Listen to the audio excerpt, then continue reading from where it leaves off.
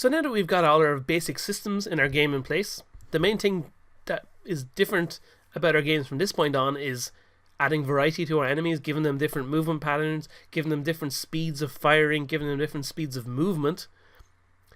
One of the other basics that we can cover, like we did in our previous project, is feeling the impact of adding sound into our game. But this time, we're not going to just add sound effects to our player, we're also going to add some music into the game.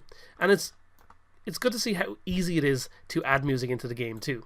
So all we need to do is go into our audio folder here, and we're going to go into our resources that came with the project, and we're going to drag both of these folders into our game, like this. We're going to drag them in so that they appear as a separate music and sound effects folder. Now, because this is MP3 that we're dragging in, it can take a little while for Unity to process, so I'm just going to fast forward through this, but you just sit and let Unity work. If it looks like it's frozen, sometimes it can appear like that, but it's okay. It just sometimes takes a little while to process music. Okay, so now that all the sound files are finished importing, let's demonstrate how it goes in the game. We'll use one of these music. I'll go with this one here. All I'm going to do is click and drag it into the world, like this. It's still slightly processing, so it can kind of delay for a second while we drag it in. And basically all we wanted to do is, we wanted to play on awake, and we wanted to loop. And we can position this wherever we wanted to. We'll just put it off the screen just so it's a little bit handy, it's out of the way. We don't have to worry about it obstructing our view when we're placing things in our world. But now we have this bit of sound in our scene, and what you can do is, if you want to have different music on different levels, all you have to do is place a different sound file into the scene when that particular scene starts, and it'll just automatically play that sound for you. So if I go ahead and play the game now,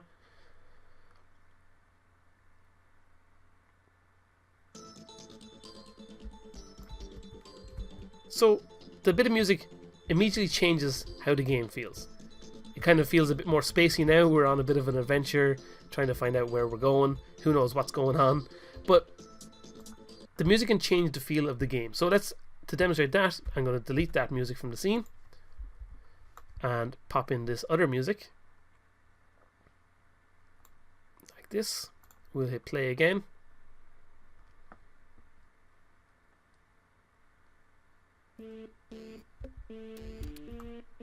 This one suddenly feels a bit more slow and kind of deliberate, but it's all just about what game you find, or sorry, what music you find appropriate for your own game,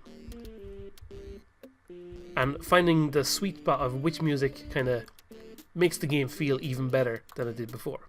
So that's how we can add bits of music into the game, and of course with the music we can control the volume and all this kind of stuff as well. It's kind of sometimes nicer to put the volume of the music down a bit so that it's not interrupting everything else going on in the game. I'm going to put in the other bit of music because I kind of preferred how that sounded in our game at the moment. Pop that in there. We'll turn it down a little bit, and then we're going to add some sound effects into the game too.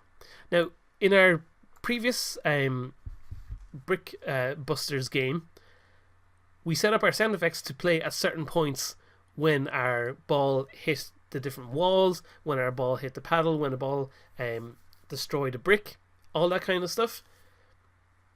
We had it through scripting playing those sound effects.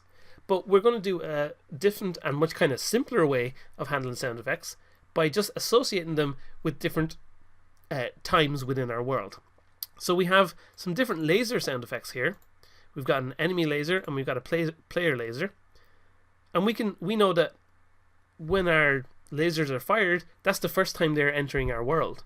So what we can do is go to our prefabs here, go to say our player laser, make sure we have that activated here, then go back to our sound effects folder here. We have our player laser activated in our inspector still, so we can just click and drag our player laser sound effect and add it as a component. So now it's set to play it as soon as it awakes. We don't want it to loop or anything like that. But now we have our player laser effect automatically playing, and we didn't have to do any scripting to handle it. So we can do the same for our enemy lasers here. We'll highlight our enemy laser, go back to our sound effects folder, and we'll pop that in there. We've also got one for an explosion, so let's go ahead and add that to our explosion prefab. So we highlight our enemy explosion, go back to our sound effects, click and drag that in there. Well, I would if I was scroll down low enough. We need to click and drag it just below where we have add component there. So now we've got an explosion effect.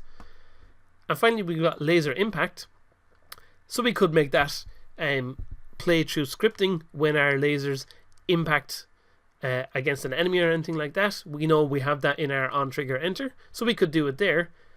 But we know we've also created a prefab for when our bullets impact with something. So we know we're already instantiating a laser impact kind of visual effect. So let's tie that in with a sound effect as well. So we'll go to our prefabs, highlight our laser impact here, and then go back to our sound and click and drag that into position at the bottom like that. There we go. And then we can just hit play and hear all of those sound effects in action. So we'll go into the game. We've got our laser impacts. Suddenly everything kind of sounds a little bit better. We got little explosions when our enemies get destroyed. We got little impacts from our lasers. And of course, when our player gets destroyed, we get the same explosion sound effect. And that's it. That's all we need to do for sound effects in the game. They're nice and simple and straightforward. Of course, there's lots of other things we can do with scripting as well, but we just wanted to show that there's different ways to handle adding sound effects into your game too.